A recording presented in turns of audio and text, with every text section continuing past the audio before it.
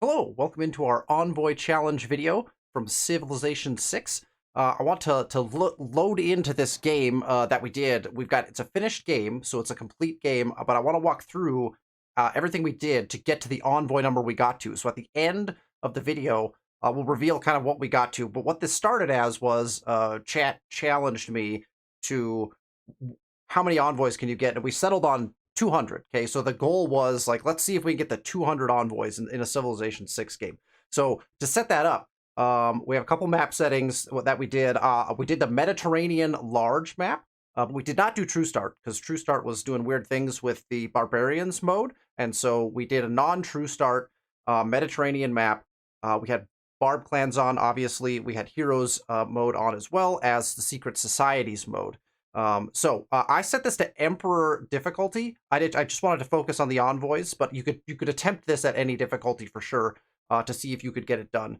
Emperor was good enough for me challenge wise, I felt, but also provided the necessary flexibility to be able to do stuff and move around. We also adjusted the map just slightly to be a little bit favorable. I didn't want to skew it completely, but we did drop the civs down by 2 and then increase the starting city states by 1, just to give a little more space on a large size map, so that we could have optimal, like the ability to get more city-states into the game as well.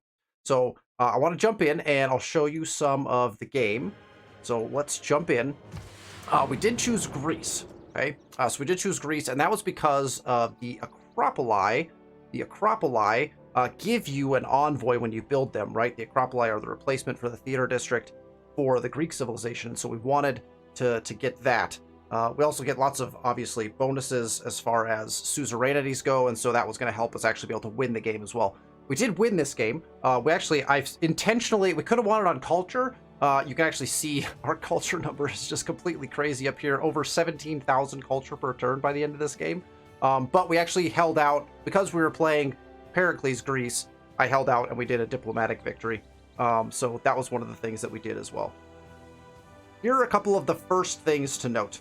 The policy card slot was also helpful on Greece as well, right? So we were able to do policy cards. So there are a couple of key policy cards that you want to consider.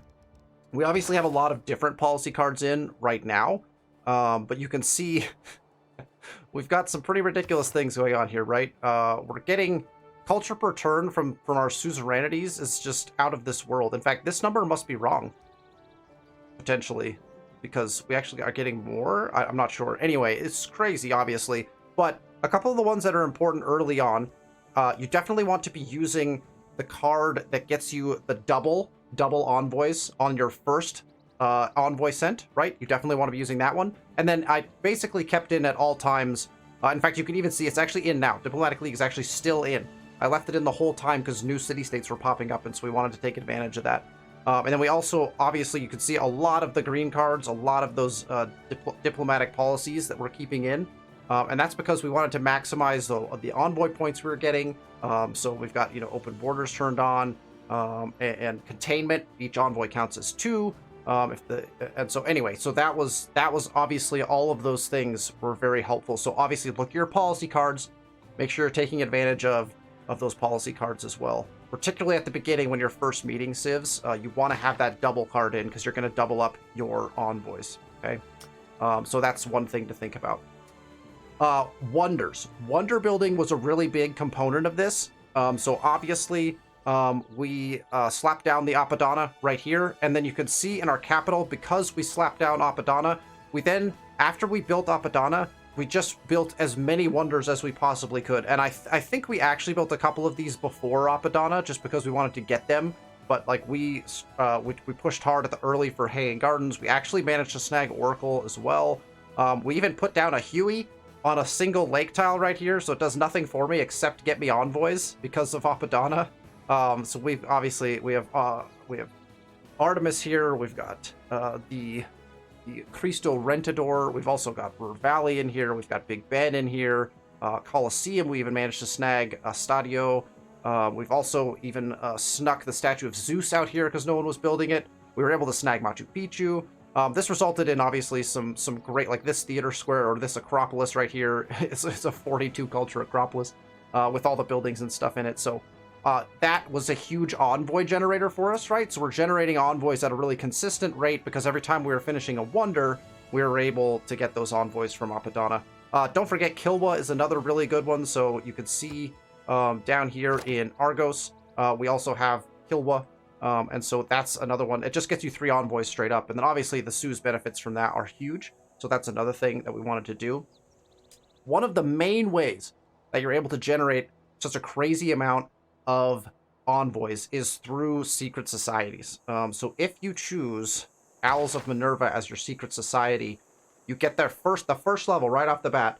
You get +1 economic policy slot, definitely useful as well, helps out. And then each trade route sent to a city-state awards 1 envoy.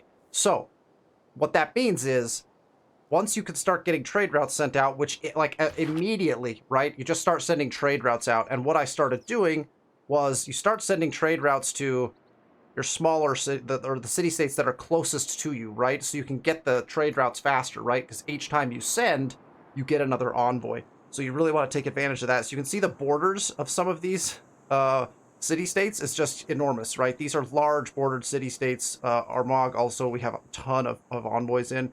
So we started sending trade routes just back and forth between each of our cities that's close to each of these. Every time we send, we generate an envoy. So that's pretty great. Governor.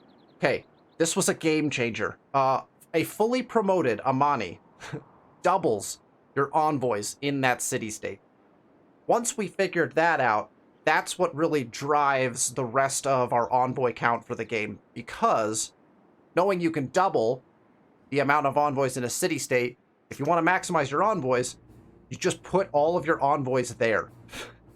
So we did that in Antananarivo, which I'll show you in a second. But there's a couple other things you can actually do, smaller things that also will help with this. So we'll check out our religion really quick. You can actually see that religious unity is one of the beliefs that you can choose, right? +1 envoy at each city-state when it first adopts this religion. So what we actually ended up doing is, to grab those extra envoys in every city-state, we made some apostles, sent them out, and started trying to convert every city-state across the map, which was like, we had apostles journeying outwards every which direction to try to grab these extra envoys, right? So there is actually, even in the religious beliefs, there's a way to pull that off. We did end up with 21 total cities in this game. You can see down here on the mini-map, we have quite a large amount of territory that we were able to stretch out to. And that was because we were pretty aggressive early on at getting out away from our capital, and we pushed pretty hard into different areas to kind of cut off the AI to get the right amount of space that we needed. That also meant we could build 21 Acropoli, which was getting us that extra envoy every time we finished it. Okay, let's jump in to Antananarivo. So here's Antananarivo. You can already see its borders stretch well beyond that of any normal city-state's borders. We have Amani in Antananarivo.